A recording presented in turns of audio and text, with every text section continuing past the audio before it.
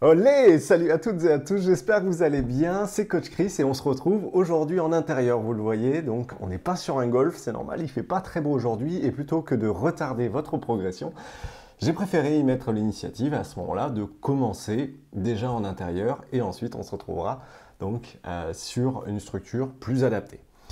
Globalement, le but de cette vidéo, c'est quoi? Le but de cette série de vidéos, c'est quoi? En fait, c'est que vous ayez clairement les idées au clair. Clairement, les idées au clair, ça marche bien.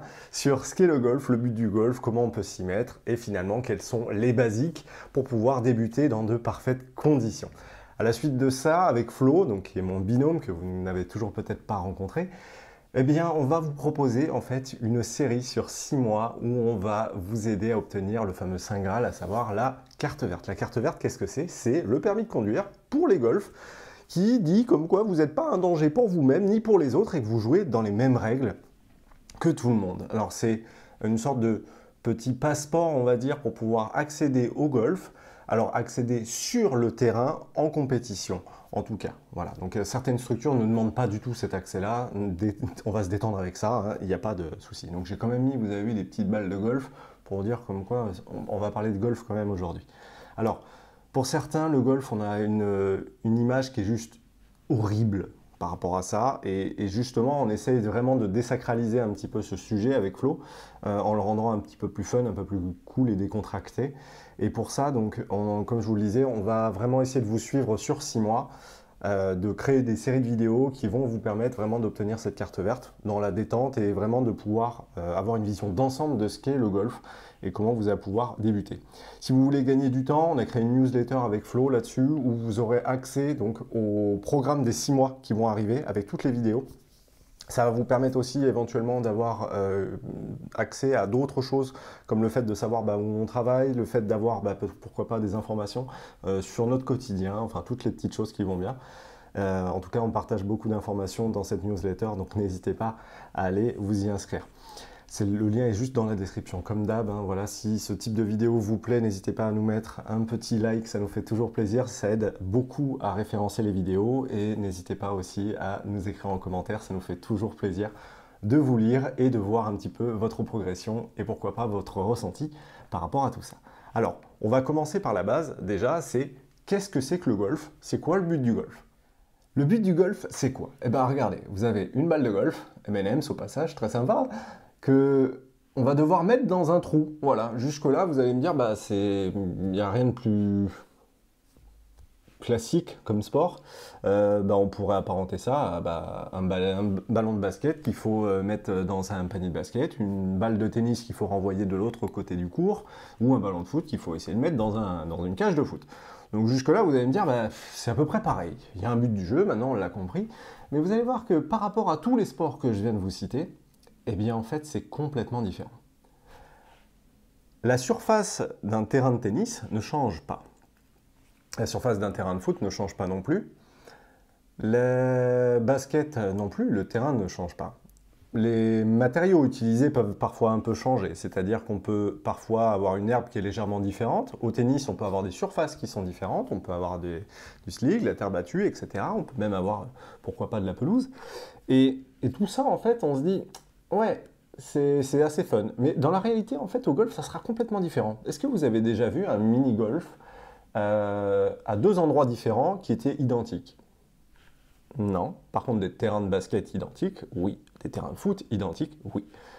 Mais en fait, au golf, c'est là la particularité de ce sport, c'est comme si vous aviez un nombre de niveaux infini à des endroits complètement différents, comme des aventures différentes à chaque fois que vous allez sur un golf. Et c'est pour ça que quand on débute le golf, on ne voit pas tout ça encore, et lorsqu'on joue au golf, on se dit « Waouh !» En fait, c'est un sport qui est tellement riche dans le sens où il y a énormément de possibilités de variation. Là, je suis en train de prêcher ma paroisse, mais c'est pour ça que je suis tombé amoureux de ce sport, parce qu'en fait, il n'y a pas un seul golf qui est identique. Et ça, c'est ce qui en fait la beauté, parce que les architectes sont tous différents, et même parfois, les architectes qui sont les mêmes ont pensé à des variations différentes, puisqu'ils sont implantés à des endroits. C'est vraiment le golf qui est implanté dans la nature, et pas la nature qui a été déformée pour implanter le golf. Vous voyez la différence ? Bien évidemment, encore une fois, on peut trouver tout et son contraire. Hein. Moi, je suis pour implanter les golfs dans la nature et pas l'inverse. Ce qui peut être très intéressant, c'est vraiment de concevoir ça. L'architecte, lui, il va se dire pourquoi je dois essayer de faire de la variation. Eh bien, en gros, vous allez avoir des golfeurs débutants, des golfeurs intermédiaires, des golfeurs confirmés, des golfeurs experts et professionnels qui vont venir s'affronter sur le même terrain. Le truc, c'est que si on fait un parcours qui est trop facile, donc bien pour les débutants, bah, le joueur expert, bah, il va s'ennuyer. Donc l'objectif de l'architecte, c'est d'essayer d'imaginer tous les cas de figure potentiels avec différents profils, différents avatars. Avatar, d'ailleurs, si vous n'avez pas vu le film, très bon film. Mais d'essayer d'imaginer différents avatars, en fait, qui vont jouer au golf. Imaginons qu'on va avoir un petit peu à l'image des jeux vidéo, quelqu'un qui va être beaucoup plus fort, avec des compétences beaucoup plus fortes, quelqu'un qui va frapper très fort, bah, va avoir des compétences qui vont l'aider dans certains cas de figure, mais peut-être qu'il faut aussi parfois le désavantager, en lui mettant bah, peut-être à des endroits, à des distances données, bah, peut-être des obstacles qui vont lui dire « Ah, tu voulais taper fort, bah là tu peux pas ».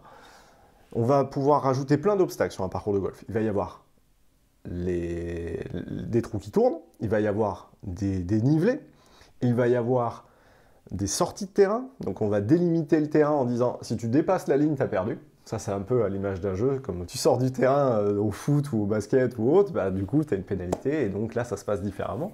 On va rajouter des obstacles d'eau, donc là où il va y avoir de l'eau. Il va y avoir aussi des trappes de sable, donc on appelle les bunkers, où là, on verra que la surface est complètement différente, parce que bah, finalement, ça va freiner la balle, enfin, ça va freiner le club, enfin, bref, vous verrez tout ça. Il y a trop de trucs à expliquer. Mais bon, vous l'aurez compris, chaque golf est différent. Et l'objectif, en gros, ça va être de pouvoir déjouer tous ces pièges, peu importe votre niveau. Et enfin bref, je suis en train de m'égarer. Mais bon, vous aurez compris le principe du golf. Je prends la balle, je la mets dans un trou, mais il va falloir que je déjoue tous les pièges que l'architecte a mis en place devant moi. Bref, maintenant, on va essayer de voir les différentes structures qui peuvent exister. C'est parti. Pour les différents types de structures, on va dissocier deux types de structures. On va avoir les structures indoor et les structures outdoor. Donc indoor, c'est en intérieur, outdoor, c'est en extérieur. En indoor, en fait, ce sont des simulateurs. Ces simulateurs donc, sont utilisés avec des outils comme le TrackMan, comme le FlightScope, comme d'autres choses, qui sont des outils en fait, qui vont nous permettre de calculer comment la balle vole et la retranscrire. Donc ça, c'est clairement du jeu vidéo, mais parfois un petit peu plus poussé. Vous verrez qu'on peut faire beaucoup de choses en indoor qu'on ne peut pas faire en outdoor, donc en extérieur. Et ensuite, on a les structures en extérieur. En extérieur, on va avoir plusieurs types de structures. On va avoir des zones d'entraînement, où là, il n'y a que une zone d'entraînement où il n'y a pas de parcours. Généralement, elles sont composées éventuellement de ce qu'on appelle un putting green, donc c'est l'endroit où on fait du mini-golf mais sans les barrières, éventuellement une zone d'approche où là l'objectif c'est de partir de l'extérieur du green, donc là où il y a les drapeaux, et d'essayer de se rapprocher et de s'entraîner à venir se rapprocher, un petit peu à l'image de la pétanque finalement. Le drapeau ferait office de cochonnet, ou de quillon, enfin en fonction de l'endroit où on veut. Et tout simplement, l'objectif, ça va être d'essayer de se rapprocher le plus possible. Donc ça, c'est un jeu de précision. Et enfin, on a ce qu'on appelle la zone de practice, donc practice, entraînement, où là, on a notre saut de balle, c'est généralement ce que l'on voit un peu le plus à la télé, où on voit les joueurs en ligne pour taper des balles et essayer de s'entraîner à mieux frapper la balle. Donc tout ça, en fait, généralement, on peut retrouver ça sur les zones d'entraînement. Et ensuite, il va y avoir des structures qui seront plus étoffées que celle-ci, où on va venir rajouter des petites choses au fur et à mesure.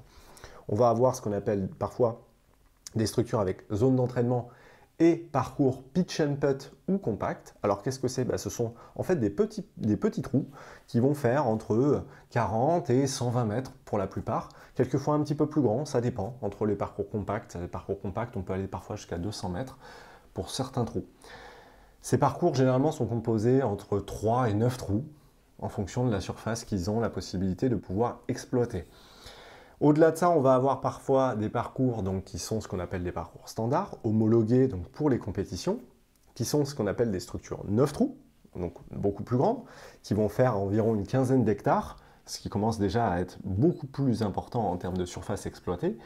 Et ensuite, on va avoir des parcours 18 trous, où là, c'est concrètement la formule sur laquelle la plupart des golfeurs s'affrontent en compétition. Il faut le voir un petit peu comme un parcours beaucoup plus long. Là, ce sont des distances qui vont aller entre 100 et parfois plus de 500 mètres pour certains trous. Vous verrez que lorsque vous ferez votre premier parcours, déjà, quand on commence à partir là-dessus, on pourrait se dire le golf, finalement, c'est une balade avec un sac et une petite marche. bah, vous verrez qu'un parcours, ça va vous prendre peut-être entre un parcours 9 trous, hein, en à peu près 2 heures à 2h30 pour une partie où vous allez jouer de manière standard, puisqu'il faut marcher, et donc le parcours fait, allez, on va dire entre 2000 et 3000 mètres pour la totalité. Donc on prend chaque trou et on les additionne, ça fait entre 2000 et 3000 mètres. Ensuite, on va avoir parcours 18 trous, où là, bah, il faut le voir un petit peu à l'image d'un semi-marathon pour le 9 trous et un marathon pour le 18 trous. Bah, c'est pas le même sport, puisque quand on commence à faire 9 trous, on se dit bon, bah, ça va, ça s'est bien passé. Et dès qu'on enchaîne sur 18 trous, généralement, les premières fois, on est un petit peu crevé, puisque là, on part quand même pour une bonne balade, entre 4h et 5h. Généralement, on part plutôt pour 4h30.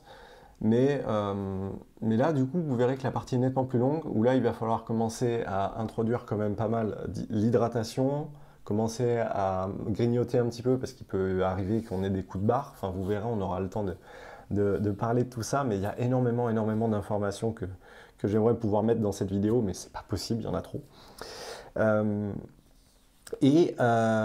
Après les structures 18 trous, il va y avoir aussi des structures où il y aura parfois plusieurs parcours dans le même golf.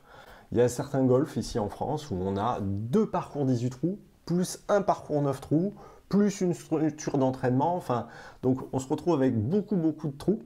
Pour vous donner un ordre d'idée, en Chine, on a une structure où il y a 18 trous. C'est grand, c'est juste immense. Maintenant, on va voir combien ça coûte, et c'est là où c'est assez marrant, parce que, croyez-moi, entre ce que l'on entend, et que lorsqu'on pose parfois des questions, on entend des réponses, mais tellement aberrantes à côté de la plaque, on va voir ça tout de suite, c'est parti. Ok, mais t'es gentil Chris, mais maintenant, combien ça va me coûter tout ça? Parce que maintenant que tu m'as donné envie de vouloir y aller, mais ça va me coûter un bras, j'en suis sûr. J'ai entendu à chaque fois mes amis, ils n'arrêtent pas de dire de toute façon le golf c'est un sport de bourge, c'est un sport de riche, tu vas te ruiner mon gars, laisse tomber, c'est pas pour ça, c'est un truc en plus c'est ultra privé, tu peux pas y accéder, c'est un sport de vieux, enfin bref, j'entends des trucs mais à longueur de journée là-dessus, puis en fait quand on a les premières personnes qui viennent, ils font ah bon en fait non ça va, bah, puis là on commence à voir de temps en temps des petits groupes de jeunes qui commencent à débarquer en disant eh, tiens, intéressant. Et puis on a des groupes d'amis qui viennent et font ah tiens, mais ouais, mais en fait c'est. Ah bah ouais, bah, j'aurais su, j'aurais commencé plus tôt. Ça, c'est tout le monde qui nous dit la même chose à chaque fois quand ils débutent le golf. Ah, j'aurais dû commencer plus tôt. Ah, j'aurais pu commencer plus tôt. Ah, j'aurais dû commencer plus tôt. Parce qu'en fait, ils se sont aperçus que toutes les réticences qu'ils avaient, elles n'étaient pas fondées. Enfin, elles étaient fondées, mais sur des rumeurs. C'est des on-dit à chaque fois, malheureusement. Oui, à l'époque, le golf coûtait très cher. Pour vous expliquer pourquoi le golf a pris cette image, eh bien à l'époque, les clubs, c'était pas les mêmes matériaux. On avait des matériaux qui étaient donc avec des clubs en bois. Donc c'était des vieux clubs, c'était du bois exotique qu'il fallait faire importer, donc il fallait le faire venir en France. Je caricature, hein. Il fallait le faire venir en France, il fallait par la suite les tailler, etc. Il fallait pas qu'il y ait le moindre défaut, parce qu'une fois qu'on a enlevé, on a mis un coup de rabot en trop, bah, derrière, on peut pas le remettre le bois. Donc du coup, si on ratait, il fallait prendre ce qu'on venait de faire, le jeter et recommencer. Mais vous doutez bien que faire importer du bois exotique pour ensuite refaire des clubs, puis ensuite en faire beaucoup pour en avoir un qui est bien, et ça se passe plutôt dans ce sens-là. Donc le matériel sortait très cher à l'époque. Mais le problème, même chose, quand vous tapez quelque chose de dur sur quelque chose en bois, on voit que le bois se déforme. Donc par la suite, il fallait en plus changer le matériel. Donc tout ça mis bout à bout faisait que le matériel était excessivement cher et rendait le sport golf inabordable pour le commun des mortels. Or maintenant, c'est pas du tout le cas. On se retrouve avec du matériel qui est beaucoup plus abordable et qui coûte beaucoup moins cher et qu'on peut garder surtout très longtemps. Alors, pour faire très simple, en gros, maintenant, du matériel de golf, si je dois essayer de commencer à acheter du matos, combien ça va me coûter? Bah, des balles de golf, on peut en avoir à partir de 10 centimes la balle. Donc 10 centimes la balle, bon, en théorie, si vous ne faites pas n'importe quoi, vous n'allez pas en avoir besoin de 40 000 sur le parcours. Normalement, un petit sac d'une dizaine de balles devrait largement suffire. L'objectif, après, même chose, il vous faudra peut-être du matériel. Ça, c'est si vous êtes déjà sur le parcours. Le matériel de golf, rien ne vous empêche d'acheter du matériel d'occasion. Le matériel d'occasion, je peux très bien retrouver des clubs d'il y a 4-5 ans où les gens se les arrachaient parce qu'ils étaient neufs. Ils étaient neufs, parce que c'était des marques incroyables qui sortaient du matériel très haut de gamme et qu'on retrouve maintenant sur le marché de l'occasion et qui ne valent quasiment plus rien. Pourtant, ça reste de très bons clubs. mais qui ont malheureusement 5 ans. Donc après, c'est est-ce que vous voulez impérativement acheter la dernière marque qui vient de sortir, qui va vous dire que, je suis désolé, je ne fais pas de la pub par rapport à ça, mais qui va vous dire que ce nouveau club va vous permettre de gagner 20 mètres, alors que l'année d'avant, ils ont dit la même chose, et l'année d'avant, la même chose, et l'année d'avant, la même chose. Les matériaux, il faut savoir que maintenant, ils sont beaucoup plus... comment dire ils sont déjà de bonne qualité. Maintenant, on a déjà trouvé, on va dire, le matériel qui va pouvoir vous suivre encore pendant 10 ans. Si derrière, vous voulez vraiment vous faire plaisir, rien ne vous empêchera de raquer énorme, mais ce n'est pas le but. Donc, si demain, vous allez par exemple dans du matériel entrée de gamme, neuf, vous allez chez Decat, vous allez trouver du matériel Inesis, je crois de mémoire. On a le sac qui vous permet de porter les clubs. On a 4 fers, un bois, donc c'est le gros, c'est celui où on voit taper là, les gros bazars là, comme ça. Et le putter, c'est celui qui vous permet de faire le mini-golf. C'est l'entièreté du sac, je crois que ça sort pour 200 €. C'est le prix d'une bonne raquette de tennis. Donc déjà, on se dit, tiens, le matériel de golf, c'est pas si cher si je veux débuter. Même chose, si par contre, vous voulez pas vous lancer à ce niveau-là, vous voulez simplement se dire, bah moi, je veux aller dans un golf, j'ai juste envie d'essayer, parce que déjà, je veux savoir si ça me plaît. Vous allez dans un golf, vous demandez un saut de balle pour pouvoir aller taper des balles au practice. Ils vont vous donner un jeton ou une carte pour pouvoir accéder à la machine à balles, pour pouvoir, un peu comme un distributeur de canettes, faire tomber la canette. Mais là, ça va faire tomber les balles. Une fois que vous avez fait ça, vous allez avoir besoin d'un club. Le club, généralement, en fonction des golfs, il vous le prête. C'est-à-dire que vous laissez une carte d'identité pour être sûr quand même que vous allez ramener le club, mais il vous le prête. Et si derrière il ne vous le prête pas, ça va vous être facturé peut-être, allez, 2 à 4 €. Donc si on regarde, on a 2 à 4 € dans le pire des cas pour le matériel de golf pour avoir un club, que vous allez utiliser un peu à l'image d'une location pour le bowling, pour les chaussures. Et le saut de balle qui va vous coûter entre 3 et 5 €. Dans un saut de balle, vous avez 35 balles. Donc concrètement, si vous allez au bowling, je reprends toujours cet exemple-là parce que je pense qu'on a tous été faire déjà un bowling, à peu près. On a, je crois, une dizaine de parties, donc on doit avoir une vingtaine de lancers au niveau du bowling. Au golf, bah, vous avez un saut avec 35 balles. Donc vous vous dites, si là, je reprends un petit peu le tout, une partie de golf sur le practice, pour juste me faire plaisir et taper des balles, ça va me coûter un saut de balle entre 3 et 5 € et une location entre 2 et 4 €. Donc si je prends le pire du pire, ça me fait 9 €, allez, on va dire une dizaine d'euros pour pouvoir me faire plaisir.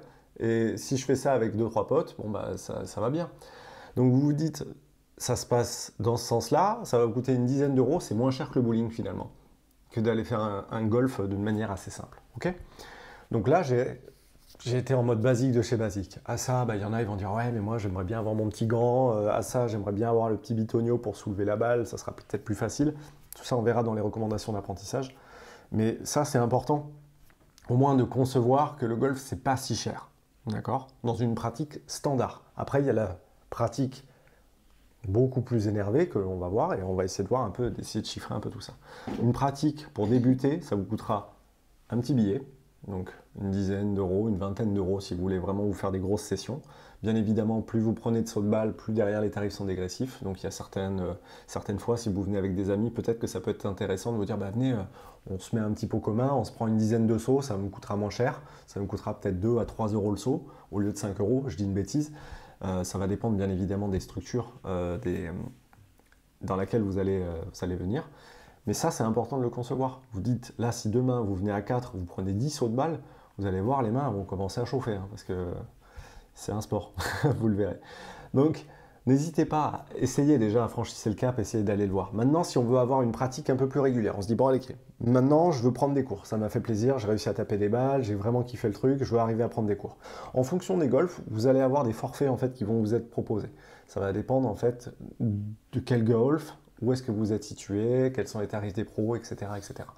Mais globalement, si vous commencez en collectif, concrètement pour commencer, ça suffira largement. Et en plus, si vous suivez derrière notre future série pour obtenir votre carte verte, croyez-moi, les cours collectifs plus la série qu'on va vous proposer, ça sera largement suffisant.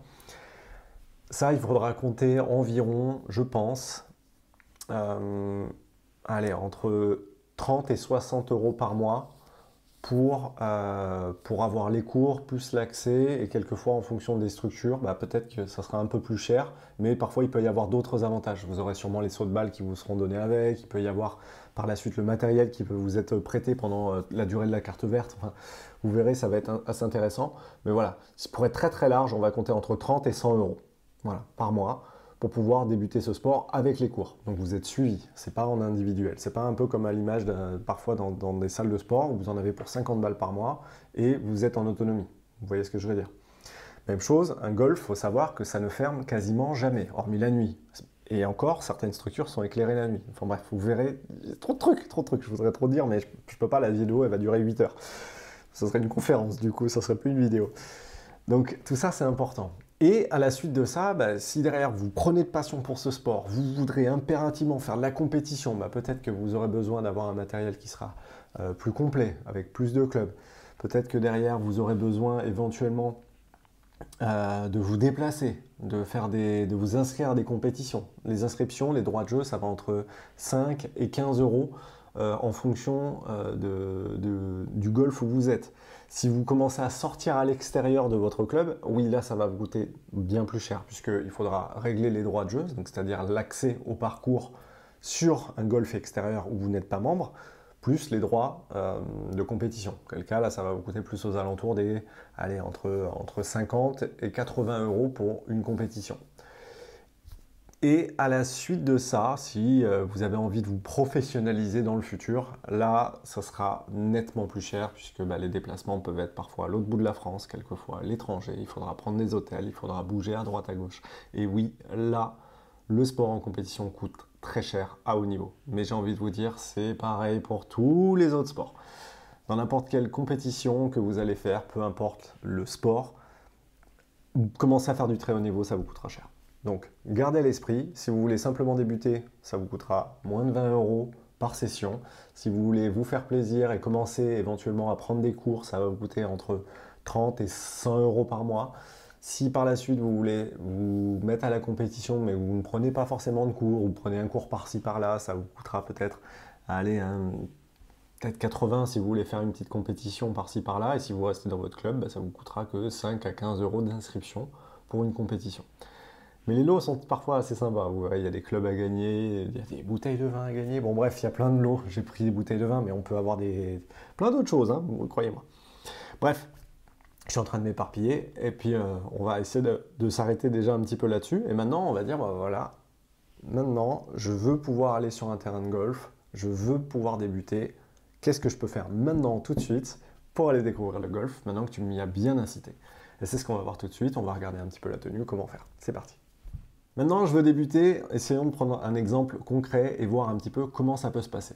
Premièrement, je vais regarder sur Internet, est-ce qu'il y a un golf à proximité? Si vous n'en avez pas vu autour de chez vous, peut-être il y en a qui sont parfois un petit peu cachés, un peu isolés. Donc n'hésitez pas, regardez un petit peu déjà sur Internet ce qu'il en est. Une fois que vous avez pu regarder, si vous voyez qu'il y a un golf qui est accessible et pas trop loin de chez vous, à ce moment-là, regardez s'ils ont un site internet. S'il y a un site internet, éventuellement prenez le numéro et essayez d'appeler pour vous renseigner et savoir s'ils ont une zone d'accès, demandez s'ils ont ce qu'on appelle un practice et quelles sont les conditions d'accès pour pouvoir y aller. Généralement, vous allez avoir donc une personne qui va vous répondre avec cela et pourquoi pas vous renseigner sur déjà les tarifs avant de jouer. N'hésitez pas à leur demander s'ils ont du matériel à vous prêter. Ne serait-ce qu'un club pour dire, ben voilà, moi je suis complètement débutant, j'aimerais venir, quelles sont les conditions d'accès à votre structure. Alors au niveau de la tenue, comment est-ce que vous pouvez venir? Eh bien en fait c'est pas très compliqué. Petite paire de baskets de ville, ça suffit. Un pantalon, un pull, là parce qu'il fait froid en ce moment, de quoi vous couvrir normalement. En fait tout ce qu'on veut éviter c'est tout ce qui est débardeur, marcel, et torse nu bien évidemment, les tongs, toutes ces petites choses là. Voilà, donc dites-vous bien que vous êtes dans un cadre sportif, l'idée c'est, on n'est pas à la plage, voilà. Donc en gros c'est tout ce qu'il y a à retenir par rapport à la tenue. Évitez tout ce qui peut être escarpin, un peu monter tout ce qui est chaussures à talons, parce que bah, quelquefois on peut se tordre un peu les chevilles vu que ça bouge, ça reste un sport, une activité sportive. Donc voilà, ça c'est à peu près tout pour la tenue. Il n'y a pas grand chose à dire de plus, juste habillez-vous parce que là en ce moment il ne fait pas très très chaud. Ça y est, vous êtes bien habillé, vous avez pris la voiture, vous avez appelé le golf, vous vous êtes rendu sur place Vous êtes passé à l'accueil, vous présenter, dire bonjour, récupérer le petit club qui va bien. Vous avez votre jeton, votre saut de balle. Ça y est, je suis au practice, je suis prêt à dégainer. Et comment je m'y prends avec cet engin? Tu ne me l'as pas expliqué, Toff. Eh bien, c'est ce qu'on va voir dans la prochaine vidéo. Si vous avez aimé ce contenu, n'hésitez pas à nous le dire en commentaire, à nous dire un petit peu ce que vous en avez pensé. Un petit like pour référencer la vidéo, un petit partage à toutes les personnes que vous souhaiteriez éventuellement mettre au golf et que ça pourrait éventuellement intéresser. Et pour ma part, je vous remercie beaucoup d'avoir suivi cette vidéo jusqu'au bout. Pensez à aller voir les liens dans la description pour vous inscrire à la newsletter. Et je vous dis à très vite pour la suite, direction le practice et l'épisode numéro 2. Salut à tous.